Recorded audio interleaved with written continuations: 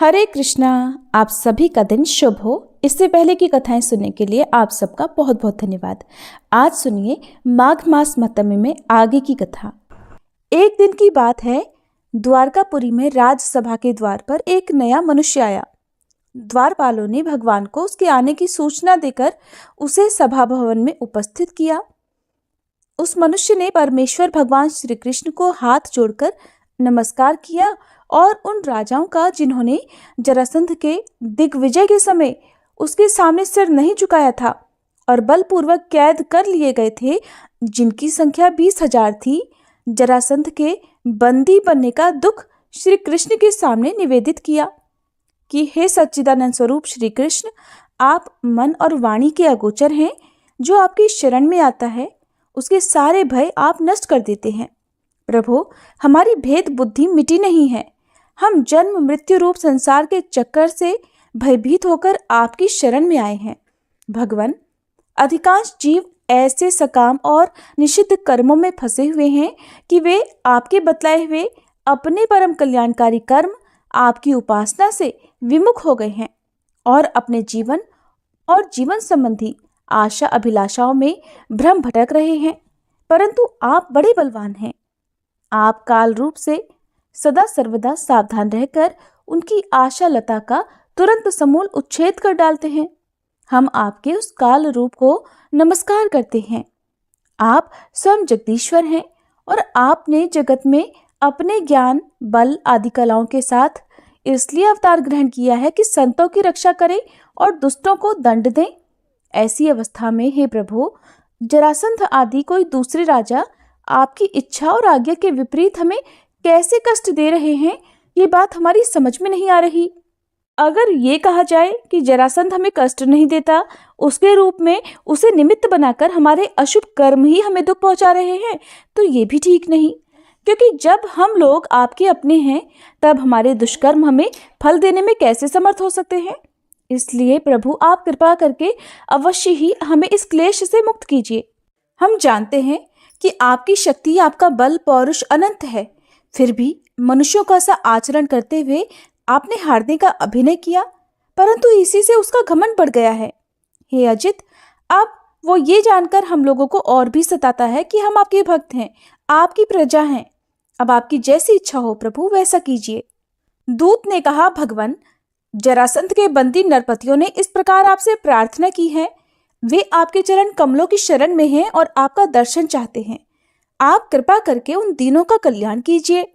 श्री सुखदेव जी कहते हैं, परीक्षित, राजाओं का दूत इस प्रकार कह ही रहा था कि परम तेजस्वी देवर्षि नारद जी वहां आ पहुंचे। उनकी सुनहरी जटाएं चमक रही थी। उन्हें देखकर ऐसा लगता था मानो साक्षात भगवान सूर्य ही उदय हो गए हों। ब्रह्मा आदि समस्त लोकपालों के एकमात्र स्वामी भगवान श्री कृष्ण उन्हें देखते ही सभासदों और सेवकों के साथ प्रसन्न होकर खड़े हुए और सिर झुकाकर उनकी वंदना करने लगे। जब देवर्षि नारद अपना आसन स्वीकार करके बैठ गए, तब भगवान ने उनकी विधिपूर्वक पूजा की और अपनी श्रद्धा से उनको संतुष्ट करते हुए मधुर वाणी से बोले, देवर्षि, इस समय तीनों लोकों में कुशल मंगल तो है ना? आप तीनों लोकों में विचरण करते रहते हैं। इससे हमें ये बहुत बड़ा लाभ है कि घर बैठे सबका समाचार मिल जाता है। ईश्वर के द्वारा रचे हुए तीनों लोकों में ऐसी कोई बात नहीं है जिसे आप ना जानते हो। अतः हम आपसे ये जानना चाहते हैं कि युधिष्ठिर आदि पांडव इस समय क्या करना चाहते हैं। देवर्षि नारद कहने लगे, सर्वव्यापक अनंत, आप विश्व के निर्माता हैं और इतने बड़े मायावी हैं कि बड़े बड़े मायावी ब्रह्मा जी आदि भी आपकी माया का पार नहीं पा सकते। प्रभु, आप सबके घट घट में अपनी अचिंत शक्ति से व्याप्त रहते हैं, ठीक वैसे ही जैसे अग्नि लकड़ियों में अपने को छुपाए रखता है। लोगों की दृष्टि सत्व आदि गुणों पर ही अटक जाती है, इससे आपको वे नहीं देख पाते। मैंने एक बार नहीं, अनेकों बार आपकी माया देखी है। इसलिए आप जो यों अनजान बनकर पांडवों का समाचार पूछते हैं, इससे मुझे कोई कौतूहल नहीं हो रहा। भगवान, आप अपनी माया से ही इस जगत की रचना और संहार करते हैं और आपकी माया के कारण ही ये असत्य होने पर भी सत्य के समान लगता है। आप कब क्या करना चाहते हैं, ये बात भलीभांति कौन समझ सकता है। त्रिभुवन मंगल, आपकी निर्मल कीर्ति समस्त दिशाओं में छा रही है तथा स्वर्ग, पृथ्वी और पाताल में व्याप्त हो रही है। ठीक वैसे ही जैसे आपकी चरणामृत धारा स्वर्ग में मंदाकिनी, पाताल में भोगवती और मर्त्यलोक में गंगा के नाम से प्रवाहित होकर सारे विश्व को पवित्र कर रही है। श्री सुखदेव जी कहते हैं, परीक्षित, सभा में जितने यदुवंशी बैठे थे वे सब इस बात को जानने के लिए अत्यंत उत्सुक हो रहे थे कि पहले जरासंध पर चढ़ाई करके उसे जीत लिया जाए। अतः उन्हें नारद जी की ये बात पसंद नहीं आई। तब ब्रह्मा आदि के शासक भगवान श्री कृष्ण ने थोड़ा मुस्कुराकर बड़ी मीठी वाणी में उद्धव जी से कहा, उद्धव, तुम मेरे हितैषी सुहृद हो, शुभ सम्मति देने वाले और कार्य के तत्व को भली भांति समझने वाले हो, इसलिए हम तुम्हें अपना उत्तम नेत्र मानते हैं। अब तुम ही बताओ कि इस विषय में हमें क्या करना चाहिए। तुम्हारी बात पर हमारी श्रद्धा है, इसलिए हम तुम्हारी सलाह के अनुसार ही काम करेंगे। जब उद्धव जी ने देखा कि भगवान श्री कृष्ण सर्वज्ञ होने पर भी अनजान की तरह सलाह ले रहे हैं, तब वे उनकी आज्ञा शिरोधार्य करके बोले। श्री सुखदेव जी कहते हैं, परीक्षित, भगवान श्री कृष्ण के वचन सुनकर महामती उद्धव जी ने देवर्षि नारद, सभासद और भगवान श्री कृष्ण के मत पर विचार किया। फिर कहने लगे कि भगवान, देवर्षि नारद जी ने आपको ये सलाह दी है कि फुफेरे भाई पांडवों के राजसूय यज्ञ में सम्मिलित होकर उनकी सहायता करनी चाहिए। उनका ये कहना ठीक ही है और साथ ही ये भी ठीक है कि शरणागतों की रक्षा भी अवश्य कर्तव्य है। प्रभु, जब हम इस दृष्टि से विचार करते हैं कि राजसूय यज्ञ वही कर सकता है जो 10 दिशाओं पर विजय प्राप्त कर ले, तब हम इस निर्णय पर बिना किसी दुविधा के पहुंच जाते हैं कि पांडवों के यज्ञ और शरणागतों की रक्षा दोनों कामों के लिए जरासंध को जीतना आवश्यक है। प्रभु, केवल जरासंध को जीत लेने से ही हमारा महान उद्देश्य सफल हो जाएगा। साथ ही उससे बंदी राजाओं की मुक्ति और उसके कारण आपको सुयश की भी प्राप्ति हो जाएगी। राजा जरासंध बड़े बड़े लोगों के भी दांत खट्टे कर देता है, क्योंकि 10,000 हाथियों का बल उसे प्राप्त है। प्रभु, यदि उसे हरा सकते हैं तो केवल भीमसेन, क्योंकि वो भी उसके जैसे ही बली हैं। उसे आमने सामने के युद्ध में एक वीर जीत ले, यही सबसे अच्छा है। 100 अक्षौहिणी सेना लेकर जब वो युद्ध के लिए खड़ा होगा, उस समय उसे जीतना आसान नहीं होगा। जरासंध बहुत बड़ा ब्राह्मण भक्त भी है। यदि ब्राह्मण उससे किसी बात की याचना करते हैं तो वो कभी कोरा जवाब नहीं देता। इसलिए भीमसेन ब्राह्मण के वेश में जाएं और उससे युद्ध की भिक्षा मांगे। भगवान, इसमें संदेह नहीं कि यदि आपकी उपस्थिति में भीमसेन और जरासंध का द्वंद्व युद्ध हो तो भीमसेन उसे मार डालेंगे। प्रभु, आप सर्वशक्तिमान, रूप रहित काल स्वरूप हैं। विश्व की सृष्टि और प्रलय आपकी ही शक्ति से होता है। ब्रह्मा और शंकर तो उसमें निमित्त मात्र हैं।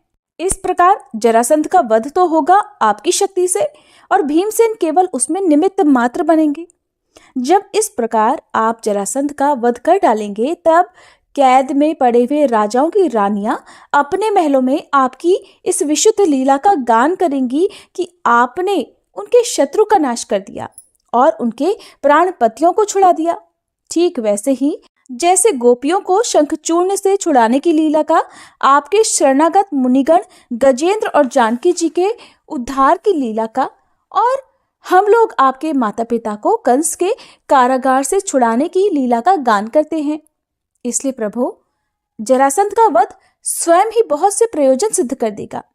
बंदी नरपतियों के पुण्य परिणाम से या फिर जरासंध के पाप परिणाम से।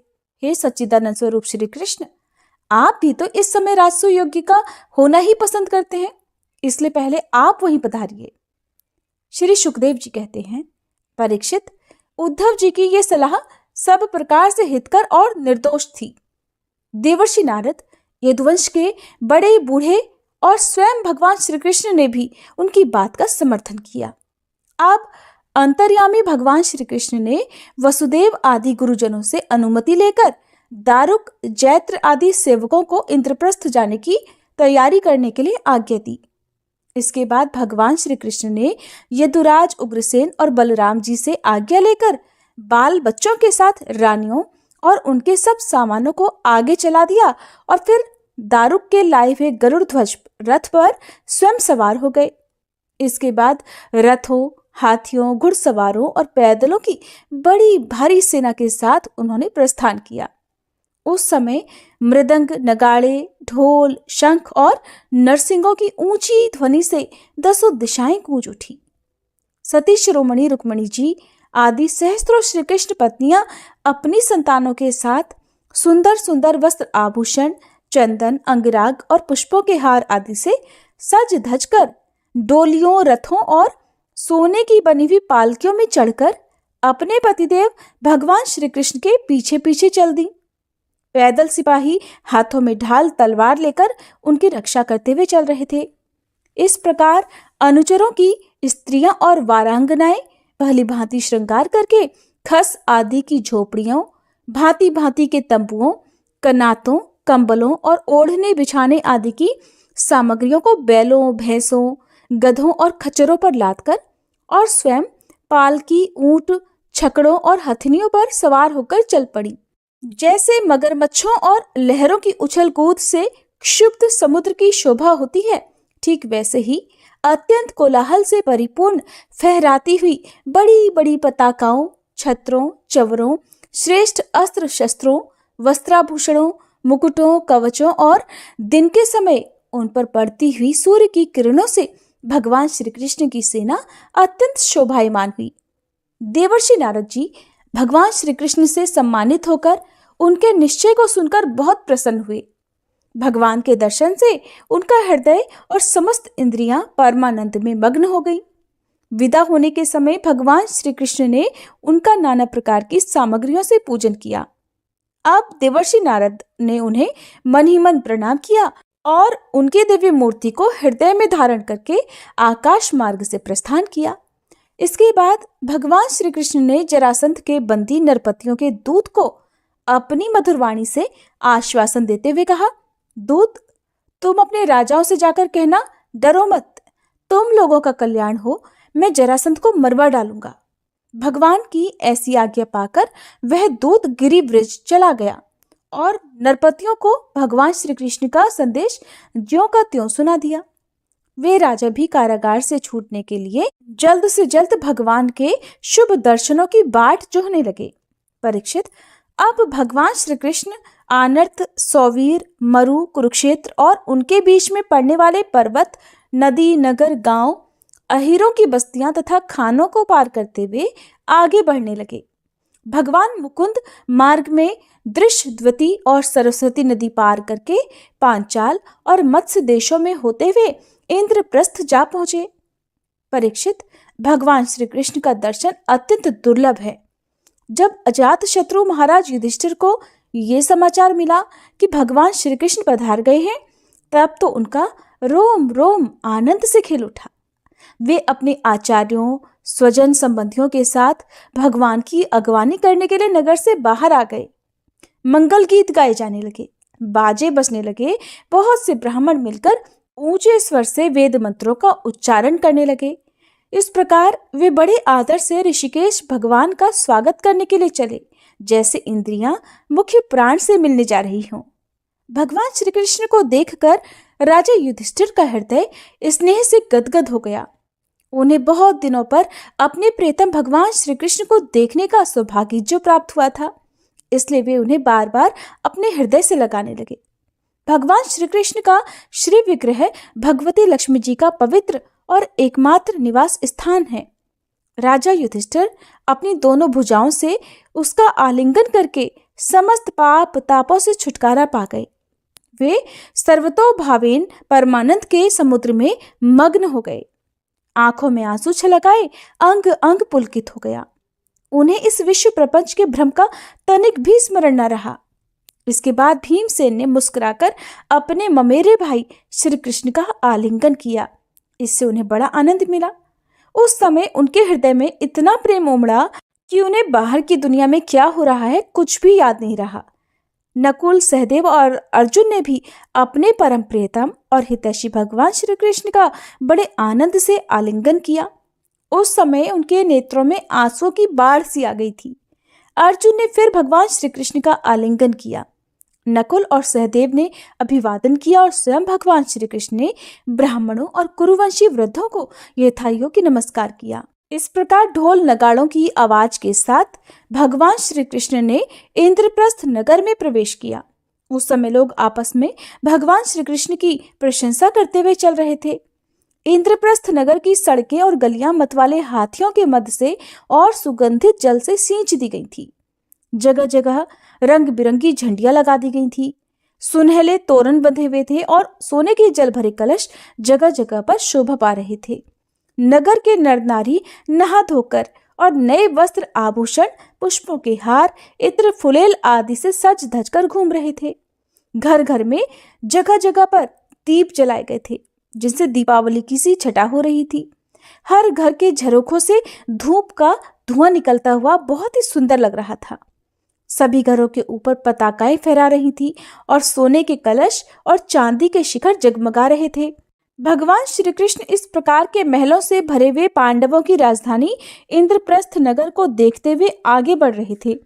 जब युवतियों ने सुना कि मानव नेत्रों के पानपात्र अर्थात अत्यंत दर्शनीय भगवान श्री कृष्ण राजपथ पर आ रहे हैं, तब उनके दर्शनों की उत्सुकता के आवेग से उनकी चोटियों और साड़ियों की गांठें ढीली पड़ गईं। उन्होंने घर का कामकाज तो छोड़ ही दिया, सेज पर सोए हुए अपने पतियों को भी छोड़ दिया और भगवान श्री कृष्ण का दर्शन करने के लिए राजपथ पर दौड़ आईं। सड़क पर हाथी, घोड़े, रथ और पैदल सेना की भीड़ लग गई थी। उन स्त्रियों ने अटारियों पर चढ़कर रानियों के सहित भगवान श्री कृष्ण का दर्शन किया, उनके ऊपर पुष्पों की वर्षा की और मन ही मन आलिंगन किया तथा प्रेम भरी मुस्कान और चितवन से उनका सुस्वागत किया। नगर की स्त्रियां राजपथ पर चंद्रमा के साथ विराजमान ताराओं के समान श्री कृष्ण की पत्नियों को देखकर आपस में कहने लगी, सखी, इन बड़भागिनी रानियों ने न जाने ऐसा कौन सा पुण्य किया है जिसके कारण पुरुष शिरोमणि भगवान श्री कृष्ण अपने उन्मुक्त हास्य और विलासपूर्ण कटाक्ष से उनकी ओर देखकर उनके नेत्रों को परम आनंद देते हैं। इसी प्रकार भगवान श्री कृष्ण राजपथ से चल रहे थे। जगह जगह पर बहुत से निष्पाप, धनी मानी और शिल्पजीवी नागरिकों ने अनेकों मांगलिक वस्तुएं ला लाकर उनकी पूजा अर्चना और स्वागत सत्कार किया। अंतःपुर की स्त्रियां भगवान श्री कृष्ण को देखकर प्रेम और आनंद से भर गईं।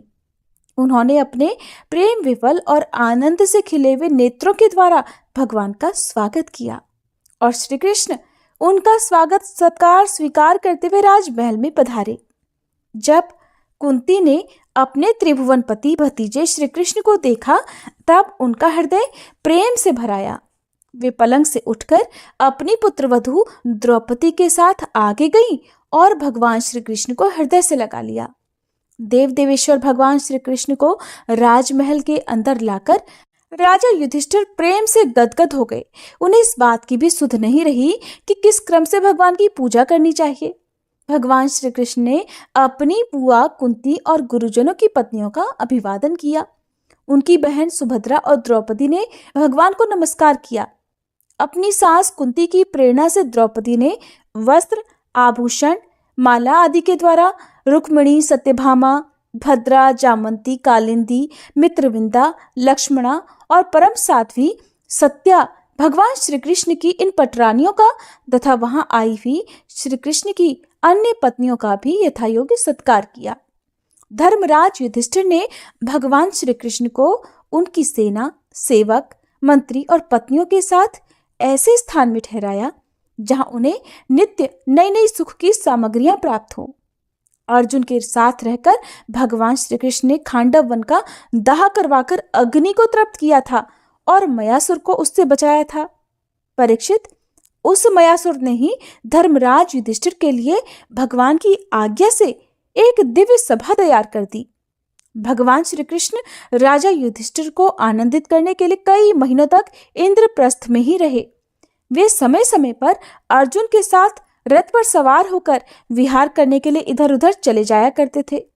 उस समय बड़े बड़े वीर सैनिक भी उनकी सेवा के लिए साथ जाते। भागवत कथा में जिस इंद्रप्रस्थ का उल्लेख होता है वो वर्तमान समय में राजधानी दिल्ली है। श्री सुखदेव जी कहते हैं, परीक्षित, एक दिन महाराज युधिष्ठिर बहुत से मुनियों, ब्राह्मणों, क्षत्रियों, वैश्यों, भीमसेन आदि भाइयों, आचार्यों, कुल के बड़े बूढ़ों, जाति बंधुओं, संबंधियों और कुटुंबियों के साथ राजसभा में बैठे हुए थे। उन्होंने सबके सामने ही भगवान श्री कृष्ण को संबोधित करके कहा कि गोविंद, मैं सर्वश्रेष्ठ राजसूय यज्ञ के द्वारा आपका और आपके परम पावन विभूति स्वरूप देवताओं का यजन करना चाहता हूँ। प्रभु, आप कृपा करके मेरा ये संकल्प पूरा कीजिए। कमलनाभ, आपके चरण कमलों की पादुकाएं समस्त अमंगलों को नष्ट करने वाली हैं। जो लोग निरंतर उनकी सेवा करते हैं, ध्यान और स्तुति करते हैं, वास्तव में वे ही पवित्र आत्मा हैं।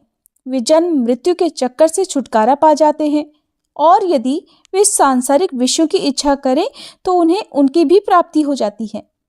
परंतु जो आपके चरण कमलों की शरण ग्रहण नहीं करते, उन्हें मुक्ति तो मिलती नहीं, सांसारिक भोग भी नहीं मिलते। देवताओं के भी आराध्य देव, मैं चाहता हूँ कि सांसारी लोग आपके चरण कमलों की सेवा का प्रभाव देखें।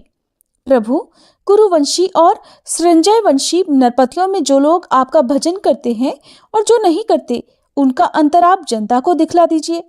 तब भगवान श्री कृष्ण कहने लगे, शत्रु विजयी धर्मराज, आपका निश्चय बहुत ही उत्तम है।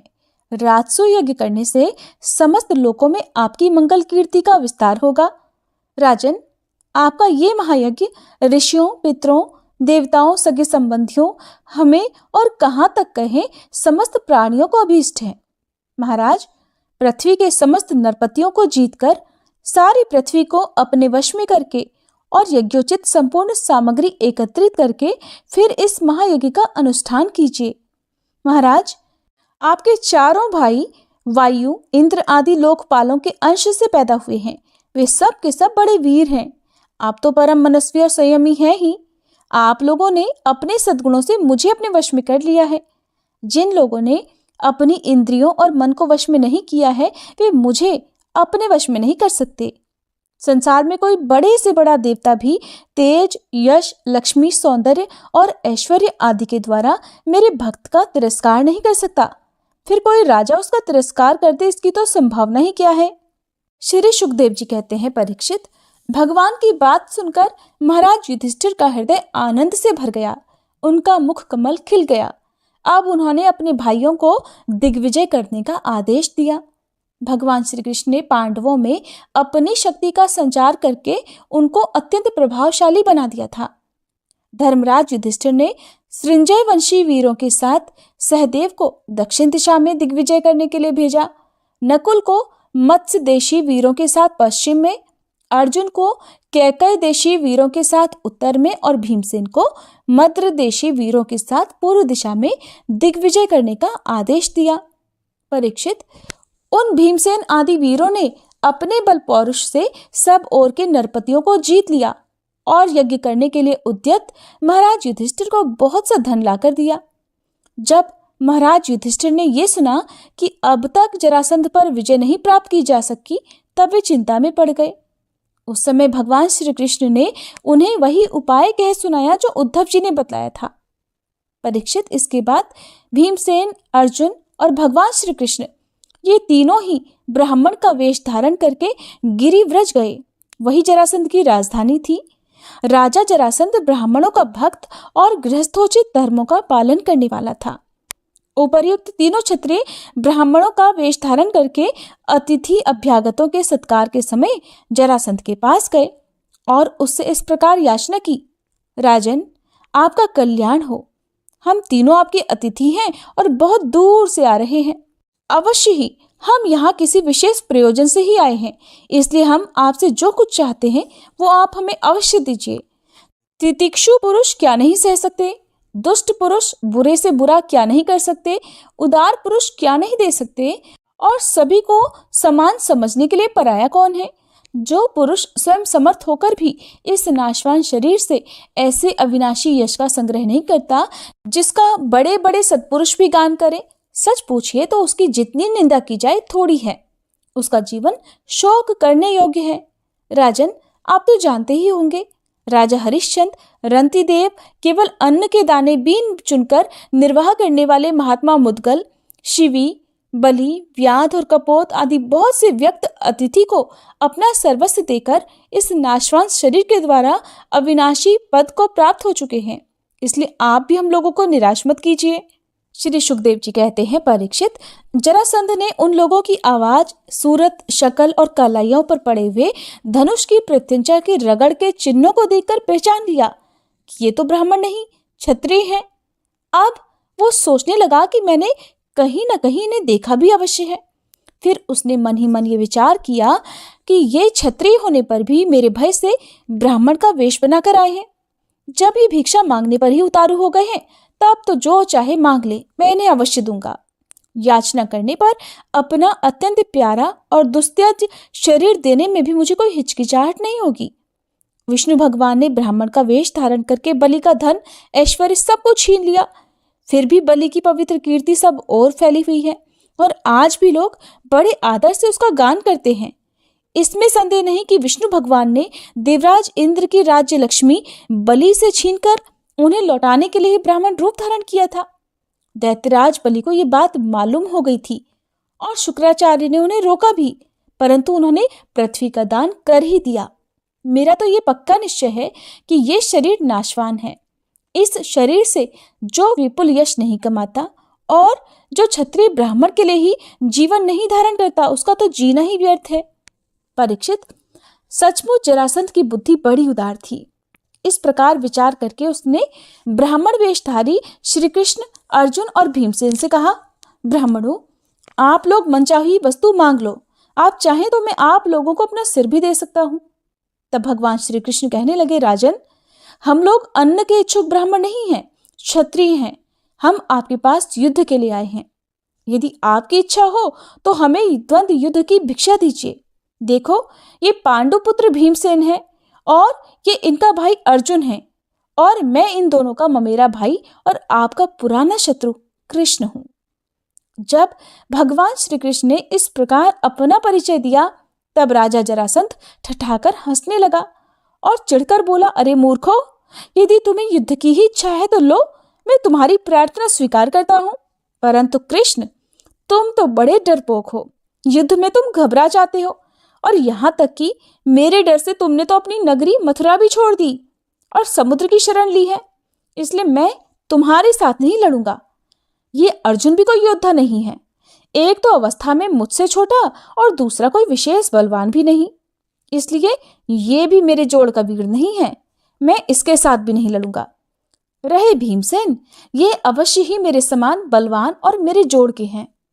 जरासंध ने ये कहकर भीमसेन को एक बहुत बड़ी गदा दे दी और स्वयं दूसरी गदा लेकर नगर से बाहर निकल आया। भगवान श्री कृष्ण यही तो चाहते थे कि जरासंध भीमसेन से युद्ध करे। अब वे दोनों वीर अखाड़े में आकर एक दूसरे से भिड़ गए और अपनी वज्र के समान कठोर गदाओं से एक दूसरे पर चोट करने लगे। वे दाएं बाएं तरह तरह के पैंतरे बदलते हुए ऐसे शोभायमान हो रहे थे मानो दो श्रेष्ठ नट रंगमंच पर युद्ध का अभिनय कर रहे हों। परीक्षित, जब एक की गदा दूसरे की गदा से टकराती, तब ऐसा लगता मानो युद्ध करने वाले दो हाथियों के दांत आपस में भिड़कर चटचटा रहे हों या बड़े जोर से बिजली तड़क रही हो।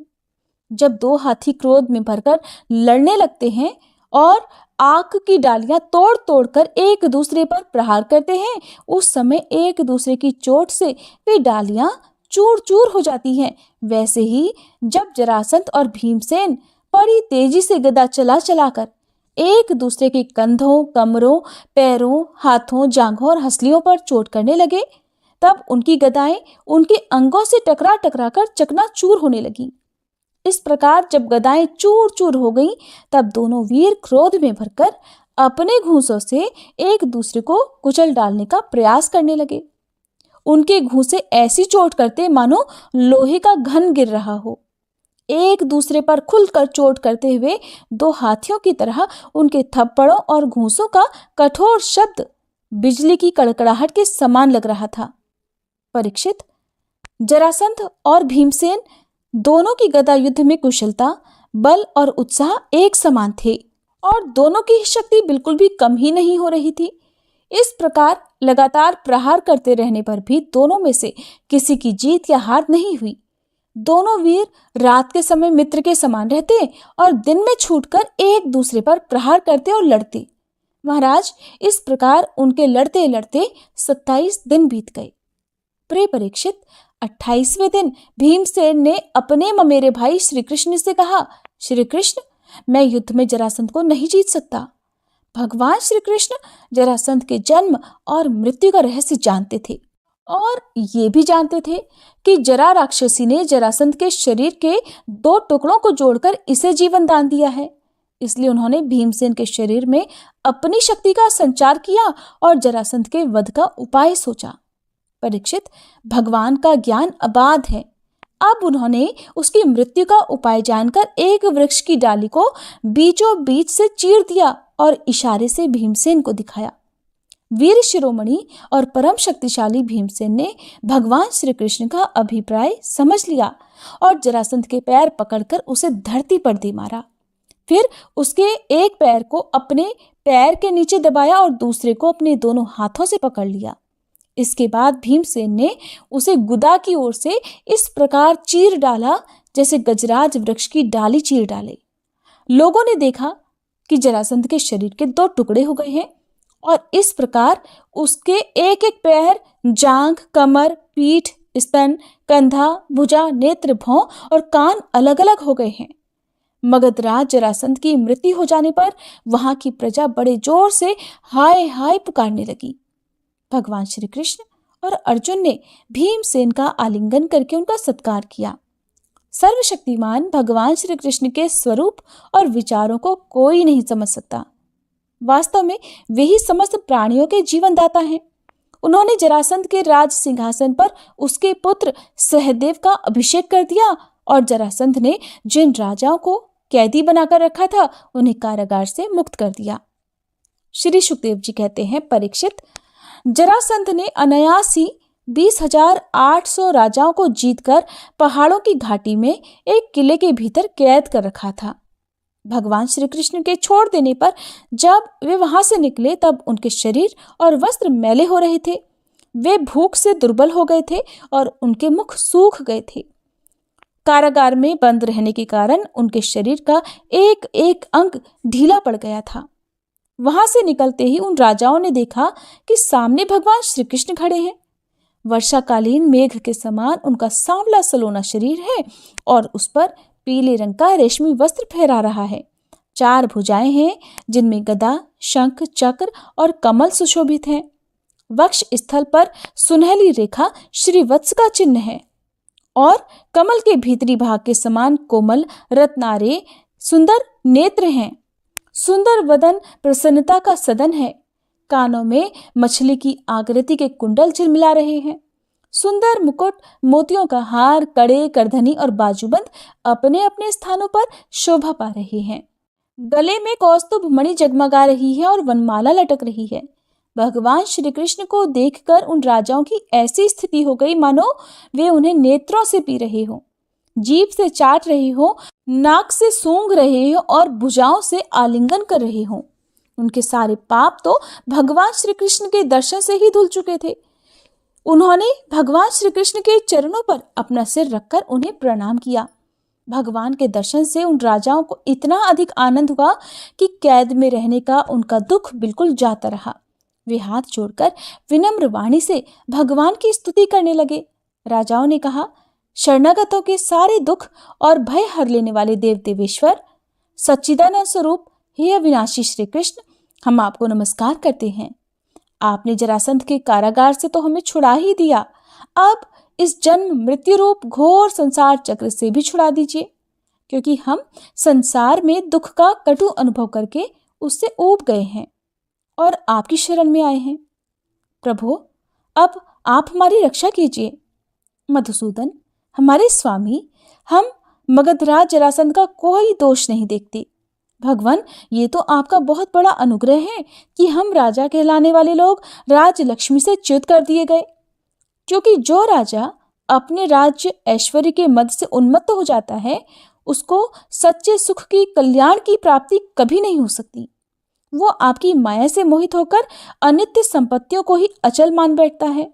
जैसे मूर्ख लोग मृग तृष्णा के जल को ही जलाशय मान लेते हैं, वैसे ही इंद्रिय लोलुप और अज्ञानी पुरुष भी इस परिवर्तनशील माया को सत्य वस्तु मान लेते हैं। भगवान, पहले हम लोग धन संपत्ति के नशे में चूर होकर अंधे हो रहे थे। इस पृथ्वी को जीत लेने के लिए एक दूसरे की होड़ करते थे और अपनी ही प्रजा का नाश करते रहते थे। सचमुच हमारा जीवन अत्यंत क्रूरता से भरा हुआ था और हम लोग इतने अधिक मतवाले हो रहे थे कि आप मृत्यु रूप से हमारे सामने खड़े हैं, इस बात की भी हम तनिक परवाह नहीं करते थे। सच्चिदानंद स्वरूप श्री कृष्ण, काल की गति बड़ी गहन है। वो इतना बलवान है कि किसी के टाले टलता नहीं। क्यों ना हो, वो आपका शरीर ही तो है। अब उसने हम लोगों को श्रीहीन निर्धन कर दिया है। आपकी अहेतुक अनुकंपा से हमारा घमंड चूर चूर हो गया है प्रभु। अब हम आपके चरण कमलों का स्मरण करते हैं। विभो, ये शरीर दिनों दिन क्षीण होता जा रहा है। रोगों की तो ये जन्मभूमि ही है। अब हमें इस शरीर से भोगे जाने वाले राज्य की कोई इच्छा नहीं है, क्योंकि हम समझ गए हैं कि वह मृग तृष्णा के जल के समान सर्वथा मिथ्या है। यही नहीं, हम कर्म के फल स्वर्ग आदि लोकों की भी जो मरने के बाद मिलते हैं इच्छा नहीं करते, क्योंकि हम जानते हैं कि वे निस्सार हैं, केवल सुनने में ही आकर्षक लगते हैं।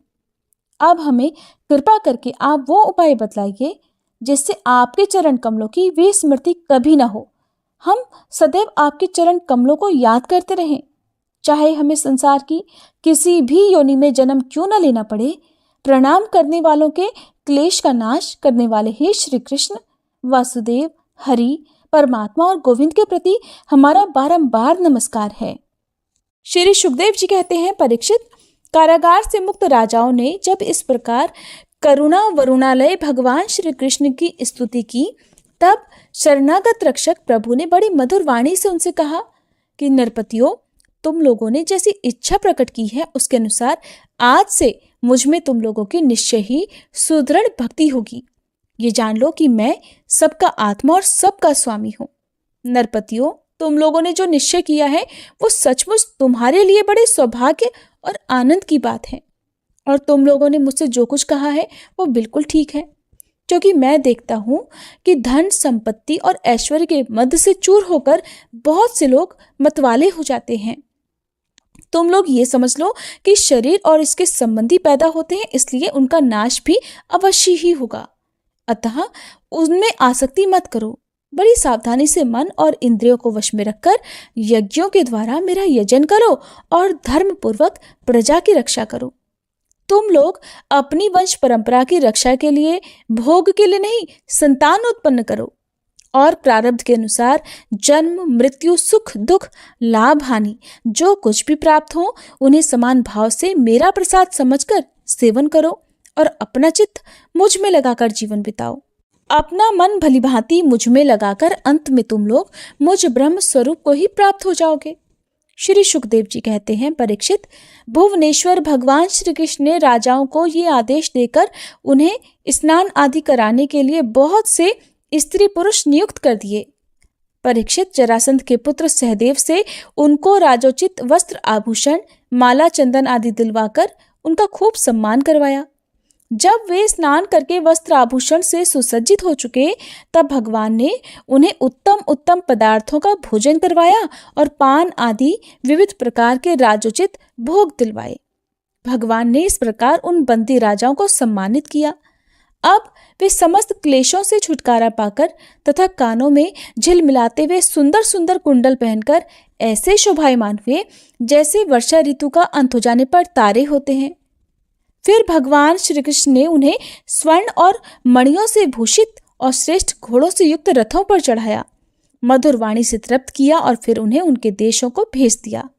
इस प्रकार उदार शिरोमणि भगवान ने उन राजाओं को महान कष्ट से मुक्त किया। अब वे जगतपति भगवान श्री कृष्ण के रूप, गुण और लीलाओं का चिंतन करते हुए अपनी अपनी राजधानी को चले गए।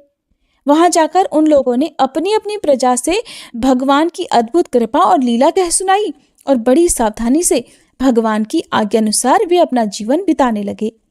परीक्षित, इस प्रकार भगवान श्री कृष्ण भीमसेन के द्वारा जरासंध का वध करवाकर भीमसेन और अर्जुन के साथ जरासंध नंदन सहदेव से सम्मानित होकर इंद्रप्रस्थ के लिए चले। उन विजयी वीरों ने इंद्रप्रस्थ के पास पहुंचकर अपने अपने शंख बजाए, जिससे उनके इष्ट मित्रों को तो बड़ा सुख हुआ और शत्रुओं को बहुत दुख हुआ। इंद्रप्रस्थ निवासियों का मन उस शंख ध्वनि को सुनकर खिल उठा।